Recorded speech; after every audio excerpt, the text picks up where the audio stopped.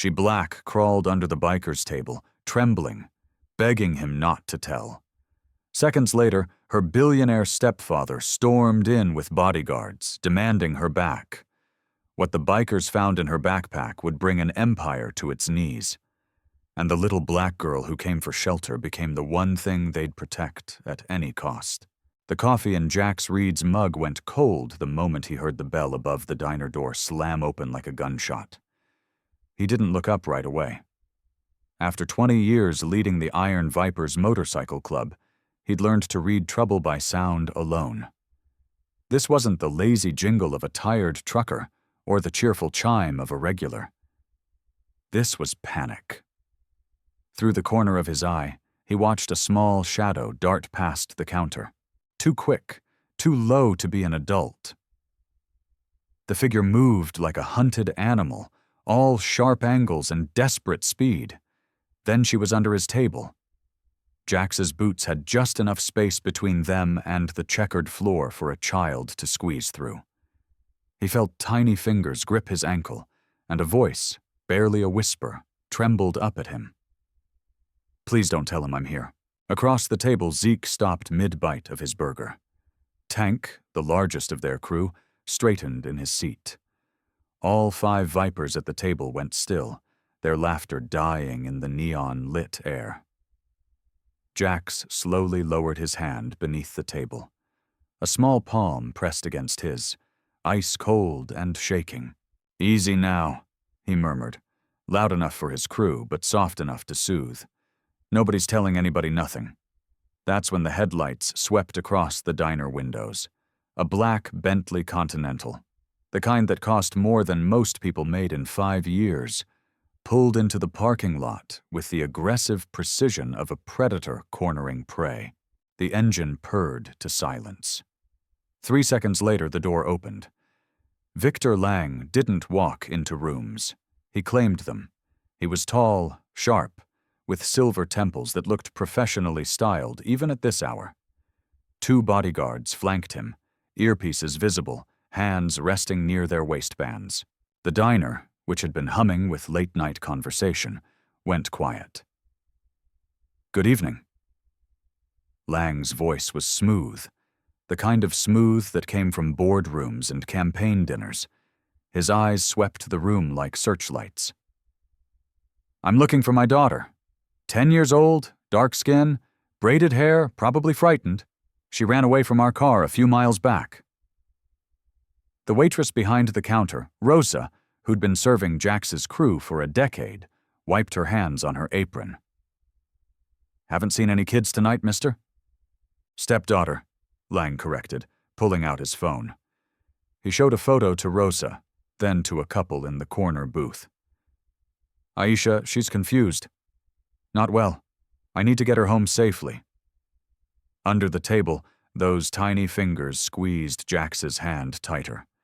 Something cold settled in Jax's chest. He'd seen enough liars in his life to know one when he heard them. The words were right, but the tone was wrong. Too controlled, too rehearsed. Lang's gaze swept toward the Viper's table. Jax took a slow sip of his cold coffee, meeting those calculating eyes without flinching.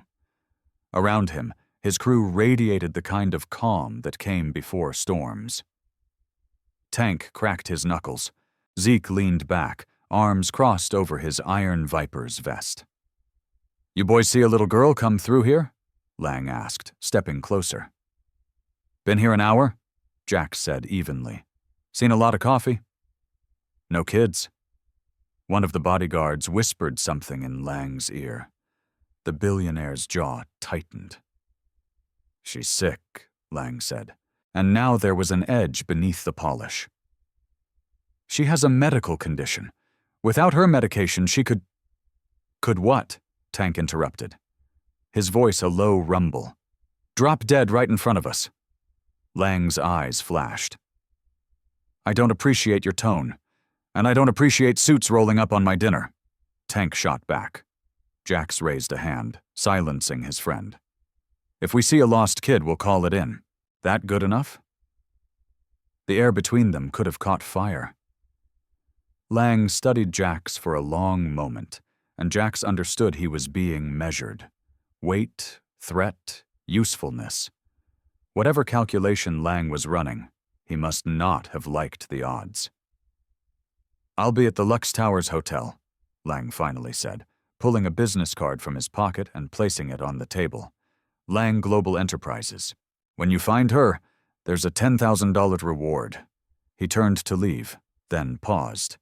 "And gentlemen, interfering with a parent's rights is a serious crime. I'd hate for this to become complicated." The threat hung in the air like smoke. When the Bentley's taillights finally disappeared down the highway, the diner released its held breath.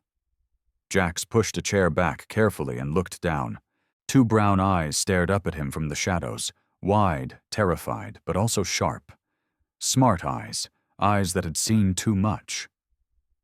"He's gone," Jax said quietly. The girl didn't move. "Come on out, little one. You're safe now." Slowly, like a fox leaving its den, she crawled out. Her jeans were torn at the knees, her teal backpack covered in dust. She couldn't have weighed more than 70 LLB, soaking wet. But when she stood, she didn't cry. She just looked at Jax with an unsettling calm. "Thank you for lying," she said. The Vipers exchanged glances. "Wasn't a lie," Zeke said carefully. "We didn't see you come in." Jax's boots were in the way. The smallest smile tugged at her lips. A smile far too knowing for a 10-year-old. "My name's Aisha," she said. "And my stepdad wants to kill me." She said it the way other kids might say they wanted ice cream. Matter of fact, simple. True. Then she reached into her backpack and pulled out something that made Jax's blood go cold. A thumb drive wrapped in a teal ribbon with a small note attached. In a child's handwriting, it read, "Mommy said, if anything happens, give this to someone brave." Outside, thunder rolled across the Nevada Badlands. The storm was coming. But inside that roadside diner, looking at the little black girl with her mother's last wish clutched in her hands, Jax Reed realized the real storm had already begun. Rosa brought hot chocolate without being asked. She set it in front of Aisha with a gentleness that made Jax's throat tight. The girl wrapped both hands around the mug but didn't drink. "How long you been running?" Jax asked, sliding into the booth across from her. "Since the funeral." Aisha's voice was hollow. 3 days ago. Mommy's funeral. The Vipers pulled chairs closer, forming an unconscious protective circle. "I'm sorry about your mom," Jax said, and meant it. Aisha nodded, staring into the chocolate. "She got sick fast. The doctor said it was her heart, but..." She paused, and something dark flickered across her young face. Victor smiled at the funeral. "I saw him. When everyone was crying, he smiled." Tank muttered a curse under his breath. "That's when I remembered what Mommy told me." Aisha reached for her backpack, pulling it into her lap like a shield. "She gave me this 2 weeks before she died. I promised to hide it." She held up the thumb drive again. In the diner's fluorescent light, Jax could see a small logo etched into the metal, a sharp angular L with circuit board patterns. Zeke's fork clattered against his plate. "That's Lang Global," he said, his voice strange. All eyes turned to him. "That's their executive-level encryption drive. Only board members have those." "How do you know?" Tank asked. Zeke's jaw worked.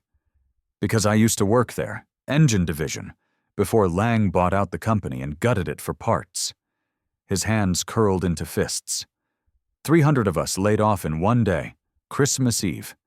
He called it operational streamlining. Aisha looked at Zeke with sudden recognition. "You're the man with the eagle tattoo. Mommy had your picture." The table went silent. "What?" Zeke breathed. "In her office. A photo of the old team. She kept it hidden in her desk." Aisha's eyes were too wise, too sad. She said Victor made her fire good people. She cried about it, said she was sorry. Zeke's expression crumbled for just a moment before he hardened again. Your mom was Elena Lang. Elena Brooks, Aisha corrected quietly. She never changed her name. Victor didn't like that. Jax studied the thumb drive, his instincts screaming warnings. What did your mom say about this? She said it was insurance. Aisha picked at the ribbon. She said if anything happened to her, these files would explain everything. She made me memorize a password, but she never told me what was on it. And Victor knows you have it, Jax said. I think so. He searched my room the night after the funeral, tore up my stuffed animals, dumped out my books. When I asked what he was looking for, he grabbed my arm. She pushed up her sleeve, revealing finger-shaped bruises, dark against rich brown skin, and said, I took something that belonged to him. Tank stood up so fast his chair scraped the floor. That son of... Zeke's voice was steel. He looked at Aisha. That's when you ran. She nodded. I waited until he went to sleep. Took the emergency money Mommy hid in my closet. $67. I was trying to get to my aunt in Utah, but his car found me at a gas station. I ran into the desert and saw your motorcycles here. Smart kid, Rico, the shortest of the Vipers, said with admiration. My mommy was smart too. Aisha's voice cracked for the first time. She taught me what to do if I was ever in danger. She said, find people with kind eyes. You have kind eyes, Mr. Reed. Jax had been called many things in his life. Kind wasn't usually one of them. He looked at his crew. Tank, who'd served 2 tours overseas and came back broken until the Brotherhood pieced him together. Zeke, who'd lost everything when corporations decided quarterly profits mattered more than people. Rico, whose sister had been trafficked before they found her. Hawk, who never talked about the scars on his back. They were all broken things that learned to be dangerous when they needed to be. And now a 10-year-old black girl with bruises and her dead mother's secrets was asking them to be dangerous one more time. We should call the cops, Hawk said. But his tone suggested he already knew that wouldn't work. And say what? Zeke shot back. That a billionaire is chasing his stepdaughter. He'll have lawyers there in an hour. Show custody papers. Make us look like kidnappers. He's right, Jax said grimly. Money buys silence. We need to know what's on that drive before we make any moves. Aisha's head was drooping, adrenaline finally giving way to exhaustion. She'd probably been running on fear alone for 3 days. Listen up, Jax said to his crew. We keep her safe tonight. Just tonight. Tomorrow we figure out our next move. And if he comes back? Tank asked. Jax's smile was cold. Then he learns why people don't mess with the Iron Vipers. He turned to Aisha, his voice gentling. You can sleep in the back office. It's not fancy, but it's got a couch and a lock on the door. That okay? Aisha looked at each of them. These rough men with their leather and scars and motorcycles. And for the first time since crawling under that table, she truly smiled. Thank you, she whispered. As Rosa led her to the back, Jax picked up the thumb drive. It felt heavier than it should. Zeke leaned close. Whatever's on there, it scared a dying woman enough to hide it. Yeah, Jax said, pocketing the drive. And it's worth killing a child for. Outside, the storm finally broke. Rain hammered the diner's roof like bullets, but inside, 5 bikers made a silent promise around a cold cup of coffee and an empty seat. They just adopted a war they didn't ask for, and they wouldn't stop until that little black girl could smile without fear. Dawn came soft through the clubhouse windows, painting chrome motorcycles in shades of amber and gold. Aisha woke to the smell of coffee and the sound of someone murdering a Johnny Cash song in the kitchen. She sat up on the worn leather couch, momentarily confused before remembering she was safe for now. The clubhouse was nothing like Victor's sterile mansion. Tools hung on pegboard walls, a dartboard with someone's face taped to it. She didn't recognize the man, but he had a lot of darts in his forehead. Photos everywhere, Bikers with their arms around each other. Graduation pictures. A Marine in dress blues. A little girl holding a birthday cake. Family pictures. Morning, kiddo. Tank emerged from the kitchen carrying a plate stacked with pancakes. You like chocolate chips? Aisha nodded, suddenly starving. She couldn't remember the last real meal she'd had.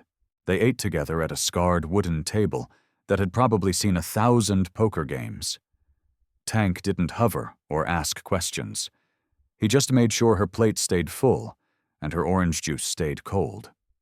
After breakfast, Aisha noticed the grease stains on the concrete floor. Do you have cleaning stuff? Tank blinked. You don't have to. I want to help. She said it firmly. Mommy always said, if someone gives you shelter, you give them service. It's about dignity. Something in Tank's expression softened. Your mom sounds like she was something special. She was. So Aisha cleaned. She swept around the motorcycles with careful precision, organized tools into their proper places, and even managed to coax the clubhouse dog, a scarred pit bull named Mercy, out from under a workbench. The dog had been wary at first, but Aisha sat on the floor and waited, humming the same lullaby her mother used to sing. Eventually, Mercy laid her head in Aisha's lap. Well, I'll be damned, Rico whispered from the doorway. That dog don't trust nobody. She's scared, Aisha said simply, scratching behind Mercy's ears. Like me. Scared things recognize each other? In Jax's office, the mood was darker.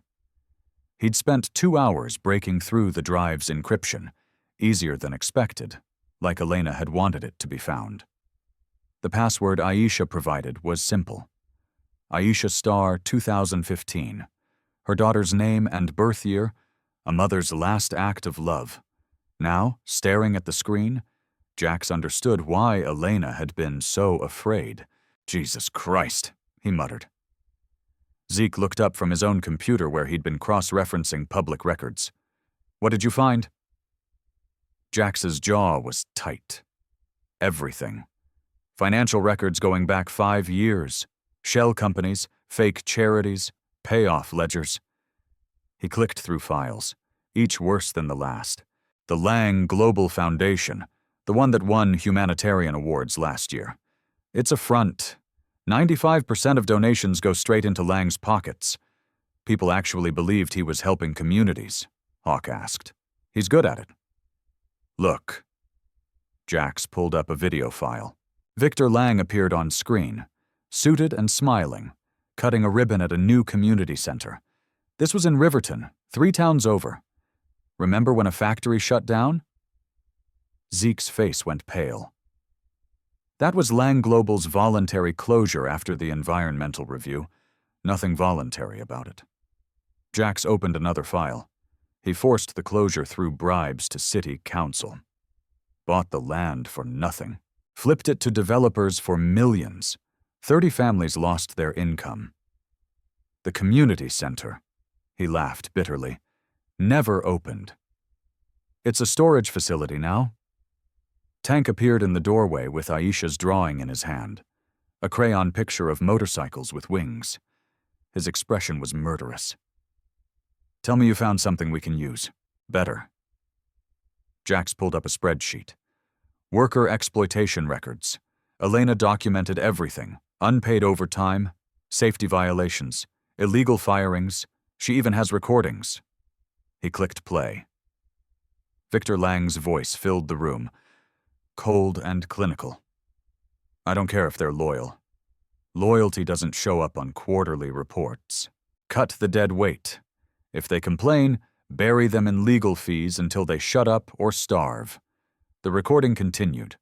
More voices, more deals, politicians taking bribes, inspectors looking the other way, workers blacklisted for trying to unionize. She was building a case. Zeke said quietly. Elena was trying to take him down from the inside, and he probably killed her for it. Tank growled. Jax closed his eyes. The pieces fit too perfectly. A healthy woman suddenly dying of a heart attack right when she was gathering evidence against her husband. He opened another file labeled Personal. It was Elena's journal entries, written like letters to her daughter. Aisha, my star, if you're reading this, I'm sorry I couldn't protect you myself. Your stepfather is a dangerous man. I was foolish to think I could change him, could make him see the people he's hurting. I've documented everything. The truth has to matter. Please give this to someone brave enough to fight him. I love you always, Mom. The date was 2 weeks before she died. Jax's hands curled into fists. In the main room, Aisha's laughter rang out as Rico showed her how to polish chrome. She sounded like a normal kid for the first time since they'd met her. Tank, Zeke, Hawk, and Rico gathered in the office doorway. They'd all read enough, seen enough. He destroyed our town, Zeke said quietly. My family, our people, and he was going to kill that little black girl to cover it up. Not was going to, Hawk corrected. Still is. He won't stop looking. Jax stood, looking at each of his brothers. We could give this to the police, the FBI. Let the system handle it. Could we? Tank challenged. How many judges you think he owns? How many cops? Look at those files. He's got senators in his pocket. Silence. Or Jax said slowly. We handle it ourselves. Old school. Not with fists, with his own weapons, information, reputation. We tear down his empire piece by piece until there's nothing left for him to hide behind. That's not just protecting Aisha, Rico said. That's going to war. Yeah. Jax looked towards the main room, where a little black girl was learning to trust again. It is. Show of hands. Who's in? 5 hands rose without hesitation. Then we ride, Jax said. For Elena, for every worker he crushed, and for the kid out there who deserves a world where monsters don't win. Outside, morning sun glinted off chrome. The Iron Vipers had just declared war on a billionaire, and they were going to win. The plan came together over truck stop coffee and stolen Wi-Fi. Lang has 3 weak points, Jax explained, spreading papers across Rosa's diner booth. PR, logistics, and legacy investors. We hit all 3 simultaneously. Rosa herself, a steel-haired woman who'd fed bikers and outlaws for 30 years, refilled their cups. You boys need anything, you ask? That little girl's got a home here, long as she needs one. In a corner booth, Aisha practiced her handwriting with crayons, Mercy's head resting on her feet. She'd been with them for 3 days now, and color was finally returning to her cheeks. Zeke, you still got contacts in the trucking union? Jax asked. Yeah, my cousin runs a fleet out of Vegas. Zeke grinned. Lang uses independent contractors to ship their eco-friendly products. He won't know me with a beard and a trucker cap. Good. Get hired. Document everything. I want photos of what's really in those trucks. Jax turned to Hawk. You were construction before the club. 10 years. I can swing a hammer and keep my mouth shut. Lang is building a new facility outside Salt Lake City. Worker complaints are already piling up. Unpaid wages. No safety equipment. Get on that crew. Record everything. Tank cracked his knuckles. What about me? You're staying here. You and Rico are Aisha's primary protection. Jax's tone left no room for argument. If Lang tracks us here, you're the wall. Tank nodded, satisfied with his assignment. And you? Rico asked Jax. Jax smiled coldly. I'm going hunting. Lang's got a PR team that spins every story. Time to give them something they can't spin. 2 weeks later, the cracks started showing. Zeke, now sporting a thick beard and going by Miguel, was hauling his 3rd shipment for Lang Logistics. The manifest said recycled solar panels. What was actually in the truck made him sick. He pulled into a rest stop and called Jax using a burner phone. You're not going to believe this, Zeke said. The eco-friendly panels, they're cheap knockoffs made in sweatshops. Half of them don't even work. He's dumping real e-waste in landfills and claiming tax credits for recycling. Can you prove it, brother? I've got photos, shipping manifests, and a supervisor who just told me to keep my mouth shut if I want to keep getting paid. Zeke's voice hardened. There's more.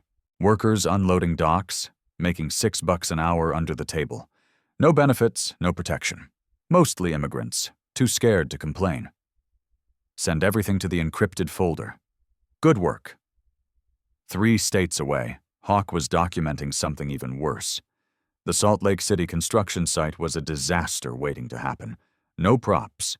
Electrical work done by untrained laborers. Safety inspections that were clearly fabricated. Hawk recognized the inspector's signature from Elena's files. The man was on Lang's payroll.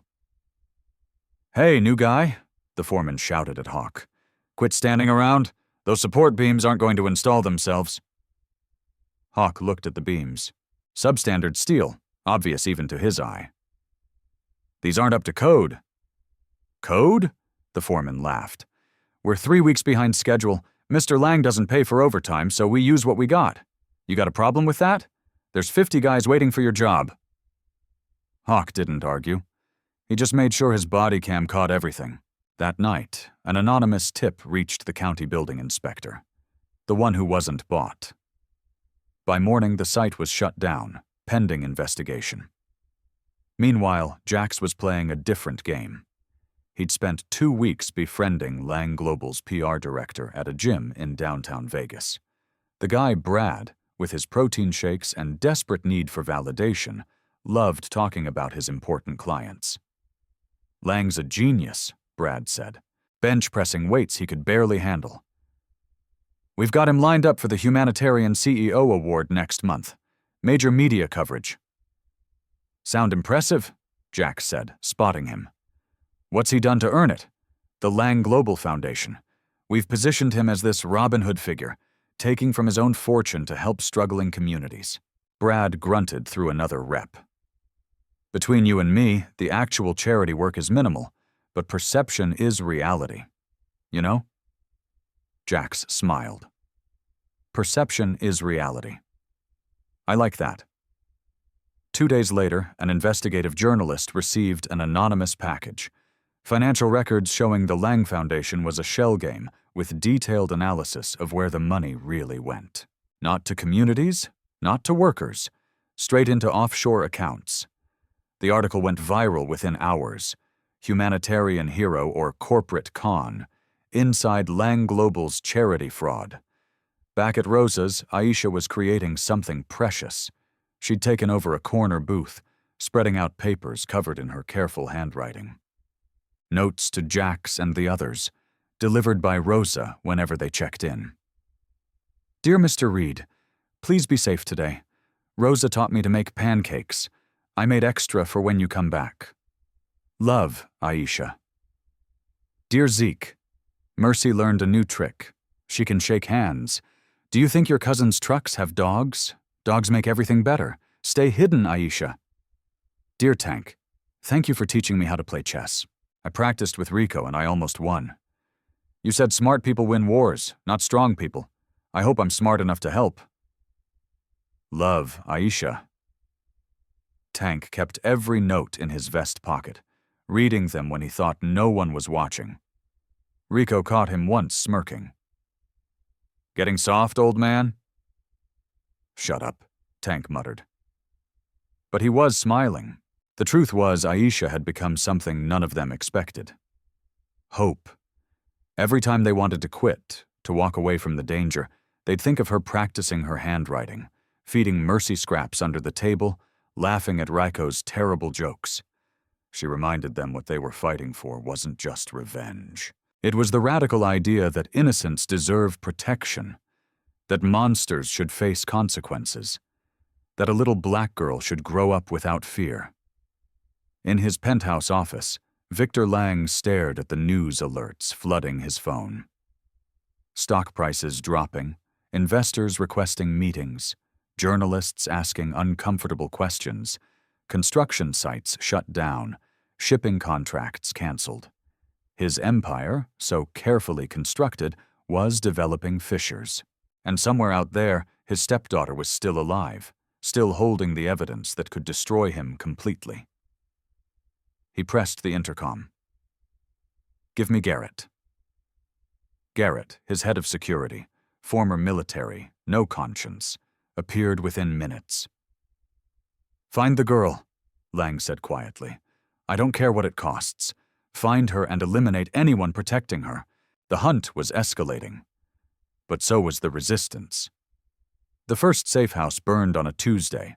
It was an old ranch 20 miles outside Reno, owned by a retired Viper named Dutch. Aisha had been there only 6 hours when Tank spotted the black SUVs rolling up the dirt road. "Move now." Tank scooped Aisha up like she weighed nothing, Mercy barking at his heels. Rico was already firing up his bike out back. They escaped through the kitchen door seconds before Garrett's men kicked in the front. Tank heard the crash of splintering wood as Rico's motorcycle roared into the desert scrub. Aisha pressed between them, her small arms wrapped tight around Tank's waist. Behind them, flames consumed the ranch. Lang's message was clear: no shelter would be safe. Jax got the call while monitoring a stakeout in Vegas. His blood went cold. "They found her." Tank's voice was tight. "We're heading to the backup location in St. George. Boss, they're not trying to take her anymore. They tried to burn us alive. Stay mobile, I'm coming to you." But Jax's hands shook as he ended the call. The game had changed. Lang wasn't just protecting his secrets anymore. He was hunting with lethal intent. The next 3 weeks became a blur of motion. Aisha learned to sleep in moving vehicles, to pack her bag in 30 seconds, to never ask how much longer. She grew thinner, quieter, the spark in her eyes dimming with each narrow escape. They moved her between 12 different locations, sympathetic truck stops, biker clubhouses scattered across 3 states, an old church basement where the pastor asked no questions. Each time they stayed ahead of Lang's security teams by hours, sometimes only minutes. In Salt Lake City, Hawk barely escaped a confrontation when 2 of Garrett's men showed up asking construction workers about suspicious activity. He'd been forced to abandon his cover entirely, racing away on a borrowed bike with his documentation equipment. Zeke's trucking gig ended when Lang started running background checks on all contracted drivers. Someone had tipped them off. He managed to dump his final load of evidence at a journalist's office before disappearing back into the Viper's network. The walls were closing in. Stock prices told the story Lang didn't want anyone to read. Lang Global Enterprises had dropped 37% in 3 weeks. Major investors were demanding emergency board meetings. The humanitarian award had been postponed indefinitely. Every news cycle brought fresh allegations: labor violations, environmental fraud, charity embezzlement. In his office, Lang stood at the window, watching the city lights blur below. His reflection looked haggard. He'd stopped sleeping properly, surviving on pills and fury. "She's just a child," his lawyer had said during their last meeting. "Let it go, Victor. Take the hit. Restructure. Move on." But Lang couldn't let it go because it wasn't about the money anymore. It was about control, about the fact that a 10-year-old black girl and a gang of bikers were dismantling everything he'd built. Elena had done this. Even from the grave, his weak, sentimental wife was destroying him. She turned their daughter into a weapon and placed her in the hands of criminals. "Sir." Garrett appeared in the doorway. "We've tracked them to southern Utah. Small diner called Rosa's. Our informant says the girl's been spotted there multiple times." Lang's smile was arctic. "Then we end this tonight." At Rosa's, Aisha sat in the back office drawing with crayons that were worn down to nubs. She'd drawn the same picture 12 times now. A little black girl on a motorcycle with wings flying away from a dark building that looked like a prison. Jax found her there, her small shoulders hunched with exhaustion. "Hey, kiddo." He sat down carefully, the old chair creaking. "You doing okay?" Aisha didn't look up. "Are we leaving again soon?" "Probably. We're working on something more permanent, but you don't have to lie. Her voice was steady. Too steady. I know we're running out of places to hide. I heard Tank talking to Rico. They're getting closer every time. Jax's chest tightened. She was too young to carry this weight, but she'd been forced to grow up fast. Aisha, look at me. She did, and he saw it. The fear she'd been hiding behind her politeness and helpfulness. The terror of a child who knew death was haunting her. You've got more courage than most men I've known, Jax said quietly. Grown men who've seen war and violence. You're 10 years old, and you've been braver than all of them. Aisha's eyes filled with tears. I don't feel brave. I feel scared all the time. I miss my mommy. I want this to be over. I know, sweetheart. I know. Why are you doing this? The question came out small, broken. You don't know me. I'm nobody special. You could just give me to the police and go back to your normal life. Jax reached out, gently tilting her chin up. You want to know the truth? Because you're nicer than most grown-ups I've met. Because you thanked us for lying to your stepdad. Because you clean clubhouses and write notes and taught Mercy to trust again. His voice roughened. Because if we can't protect one good kid from a monster, then what the hell are we even doing on this planet? A tear rolled down Aisha's cheek. You really mean that? Every word. She launched herself at him, arms wrapping around his neck in a fierce hug. Jax held her while she cried. Really cried for the first time since that night in the diner. We're going to win this, he promised into her braids. I swear to you, Aisha, you're going to be free. She nodded against his chest, wanting desperately to believe him.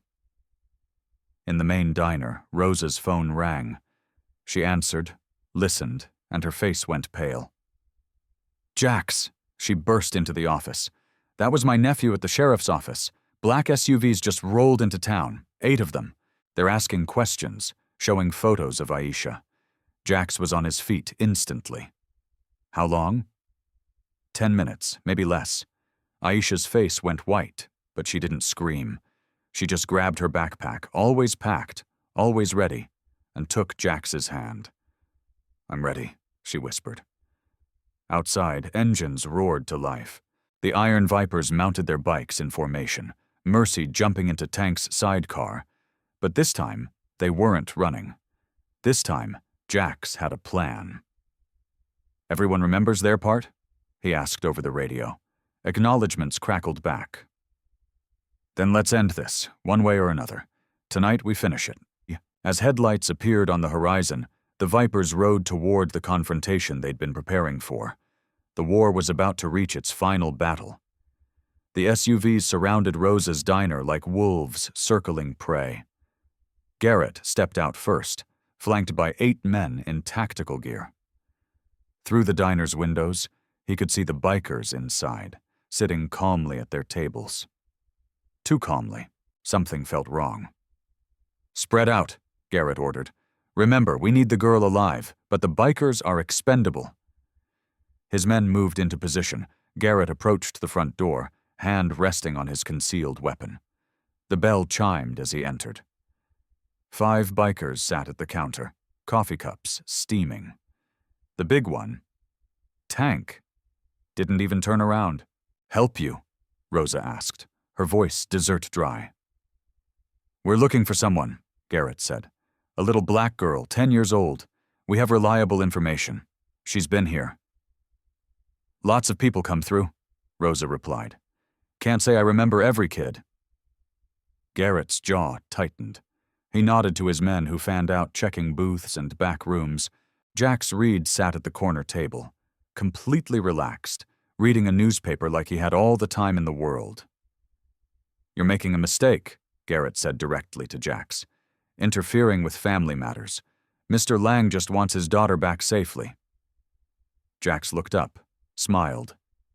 So tell me something. Does family usually send tactical teams to retrieve lost kids? Where is she?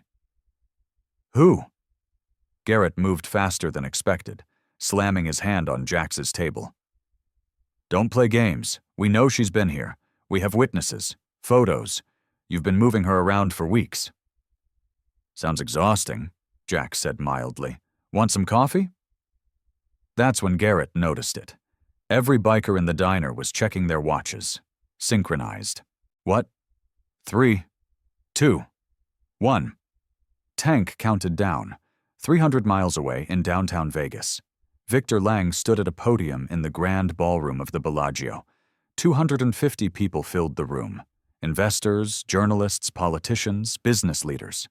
This gala was supposed to be his redemption, a night celebrating Lang Global's commitment to sustainable innovation and announcing a major new charitable initiative. His PR team had spent weeks arranging it. "Thank you all for coming," Lang said, his smile practiced and perfect.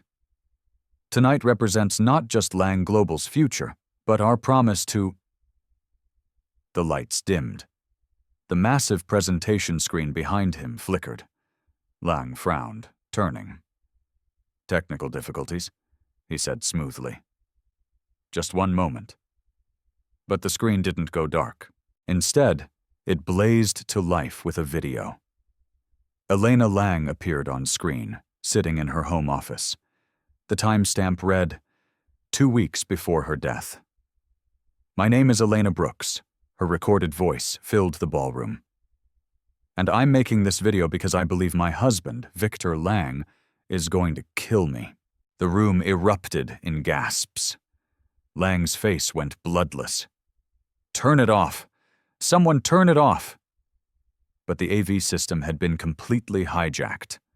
The screen cut to financial documents, spreadsheets, bank transfers, all of Elena's carefully documented evidence scrolling past while her voice continued. "For 3 years, I've watched my husband destroy lives for profit. The Lang Foundation is a fraud. 95% of charitable donations are funneled into offshore accounts. The sustainable products are manufactured in illegal labor camps. Images appeared. Grainy photos of warehouse facilities where workers, including children, assembled electronics in dangerous conditions. Timestamps, locations, shipping manifests, all meticulously documented. Victor has bribed inspectors, silenced whistleblowers, and destroyed communities for quarterly gains. I tried to leave him. I tried to expose him legally, but he has too much power, too many people in his pocket." The video cut to audio recordings. Lang's own voice played over the speakers. "I don't care about safety regulations. I care about margins. If workers die, we settle quietly. It's cheaper than compliance." Another voice. A politician. "The inspection will show whatever you need it to show. Victor, just make sure the donation clears before—" More recordings, more evidence. A cascading avalanche of corruption, fraud, labor exploitation, environmental crimes. Then Jax Reed's voice took over the audio, calm and unwavering.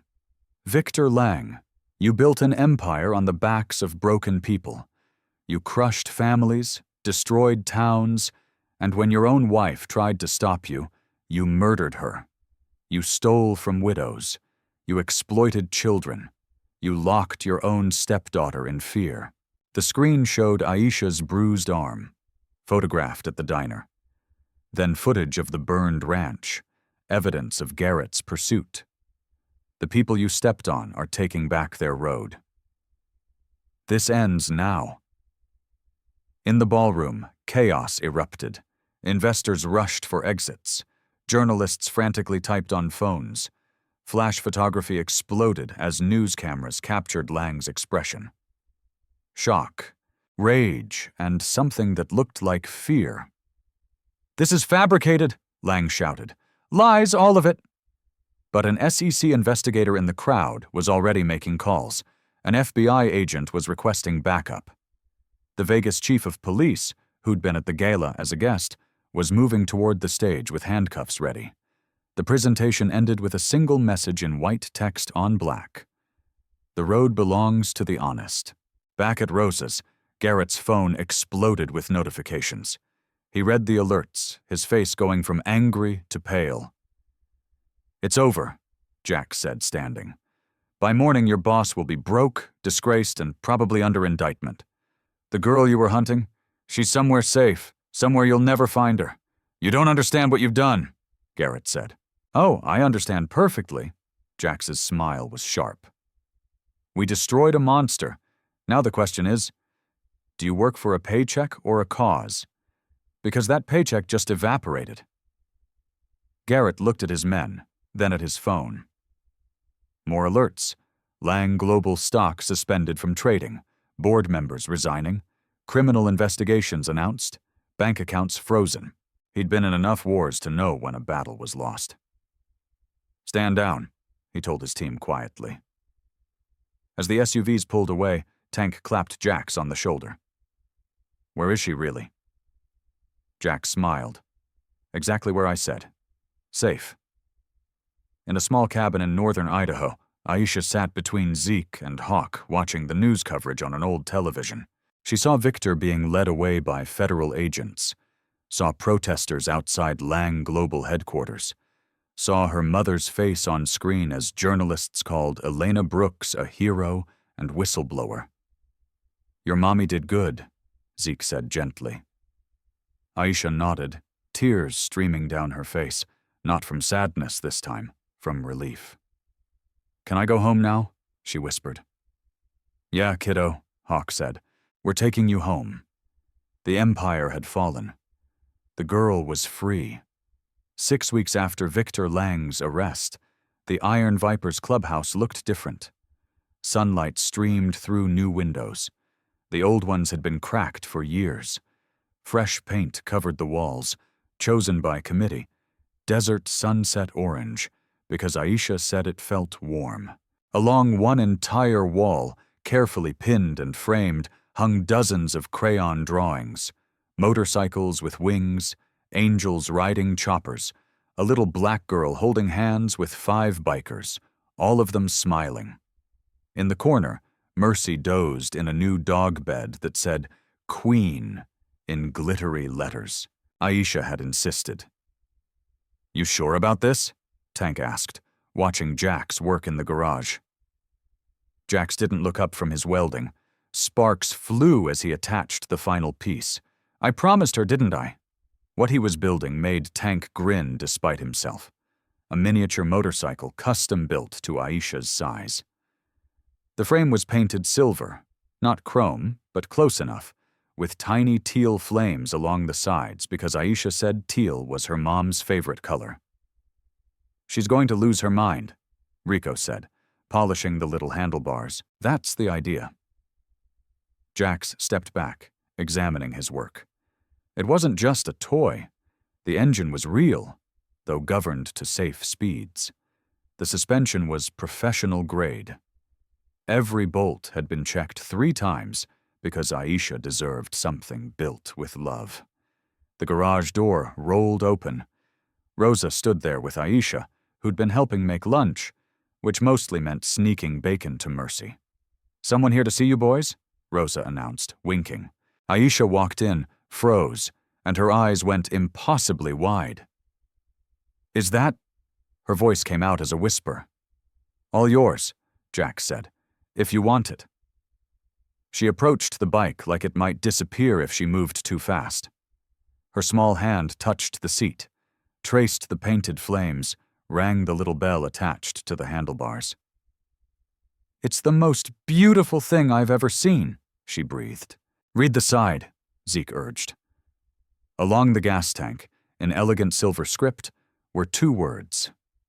"Star Wings." "We're naming it after your drawing," Jax explained. "The one you made that first week. Remember the motorcycle with wings?" Aisha's eyes filled with tears, but she was smiling. "Can I really ride it? That's the plan. But first..." Tank held up a small helmet, custom-painted to match the bike. "Safety first. Your mommy would want that." She took the helmet reverently, running her fingers over the teal flames. Inside, written in permanent marker, were 5 signatures: Jax, Tank, Zeke, Hawk, and Rico, We're always riding with you, Rico said gruffly, even when we're not there. Aisha hugged the helmet to her chest, then surprised them all by launching herself at Jax. He caught her easily, this little black girl who'd crawled under his table in terror and was now laughing through happy tears. "Thank you," she whispered, "for everything. You earned it, kiddo. You saved yourself. We just helped you run faster. The test ride happened on a Saturday with half the Vipers chapter watching." Aisha wore her helmet, her teal jacket, and determination. Jax rode beside her on his own bike, never more than 10 feet away. Her little engine purred, not roared, but sang, as she navigated the empty parking lot. When she successfully completed her first circle, the bikers erupted in cheers. "Again!" Aisha shouted, her grin visible even through the helmet visor. "I want to go again." They spent 3 hours there, Aisha growing more confident with each pass. By the end, she was waving at her audience, one hand on the handlebars, completely fearless. Tank wiped his eyes. "Damn allergies." "Sure, old man," Hawk teased. Allergies. But they all felt it. The joy of watching a terrified child transform into a laughing, free kid who deserved this happiness. That night around the clubhouse table, the conversation turned serious. "We got 700,000 in donations," Zeke reported, scrolling through his laptop. People from all over the country sending money after they heard Aisha's story. They want to help. "Help what?" Aisha asked from her spot on the couch, Mercy's head in her lap. Jax looked at her thoughtfully. "That's what we need to figure out. We've got resources now, a chance to do something that matters. What do you think we should do with it?" Aisha was quiet for a moment, her young face serious.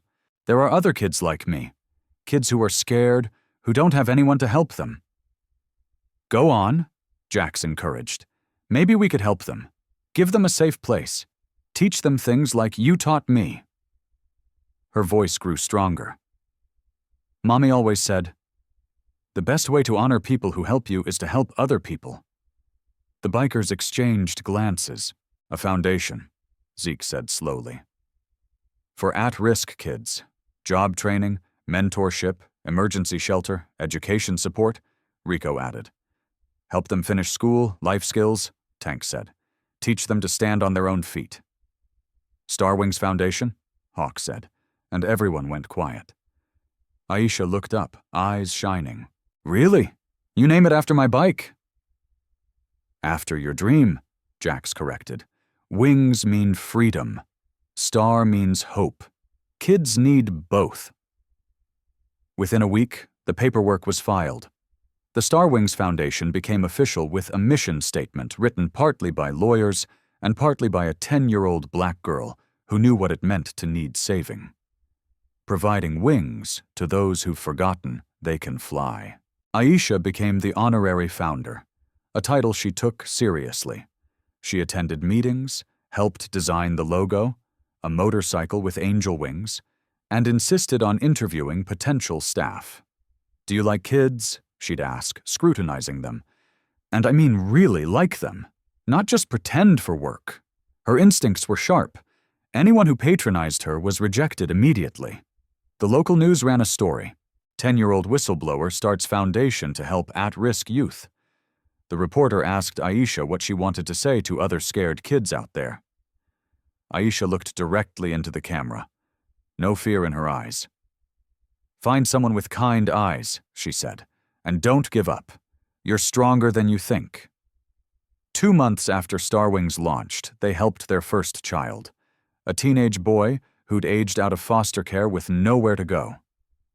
Zeke hired him as a mechanic apprentice, then a girl fleeing domestic violence, then siblings whose parents were incarcerated, then more. Each one received what Aisha had received: safety, skills, family. The clubhouse transformed. Half remained biker headquarters. The other half became classrooms, counseling rooms, and a commercial kitchen where Rosa taught cooking classes. On the main wall, Aisha's drawings multiplied. Each kid who came through added their own, until star-winged motorcycles covered every surface. "We built something good," Tank said one evening, watching Aisha teach a younger child how to properly clean a motorcycle chain. "No," smirking. "She built something good. We just gave her the tools."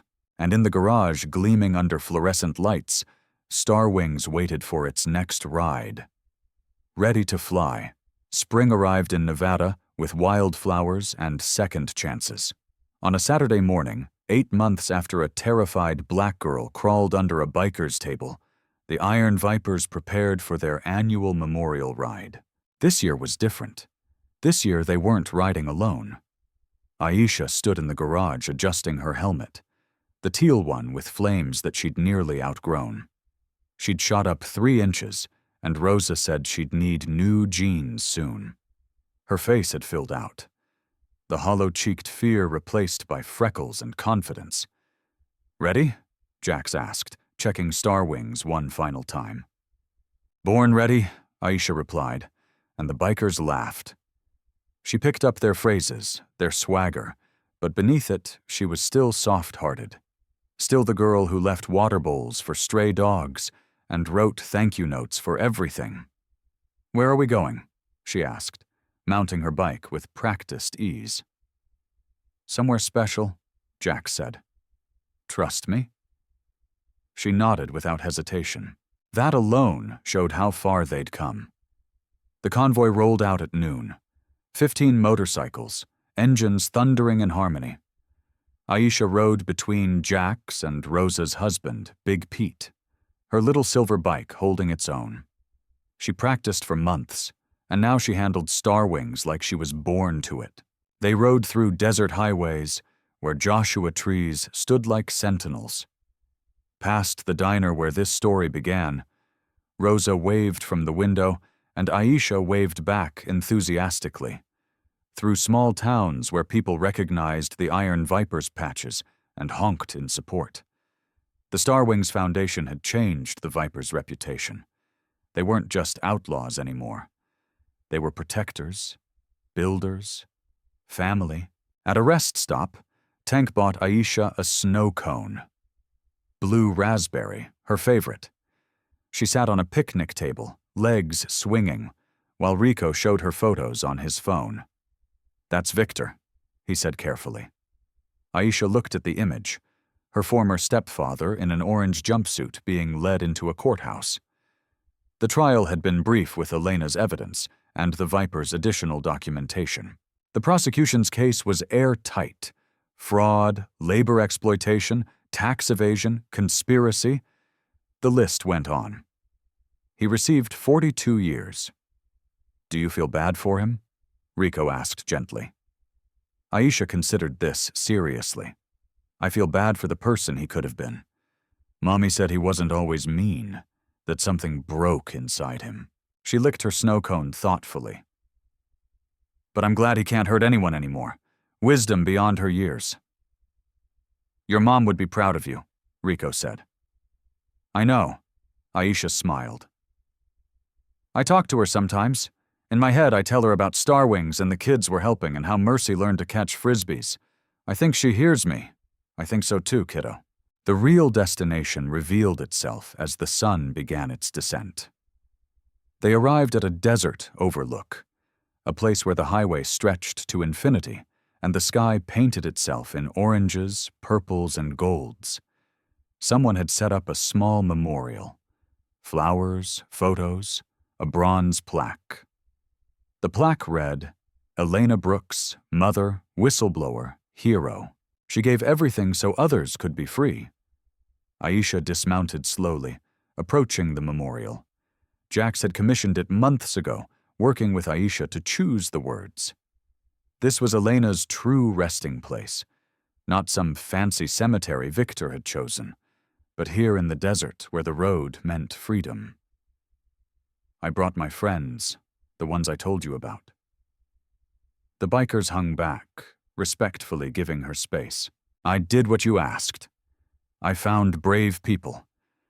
They helped me stop Victor, and now we're helping other kids, just like you wanted." Her voice wavered. "I miss you so much, but I'm okay now. You promised I am okay."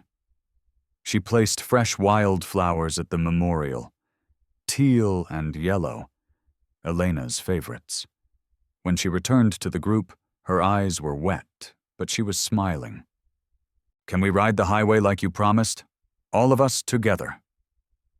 "That's the plan," Jack said. They mounted up.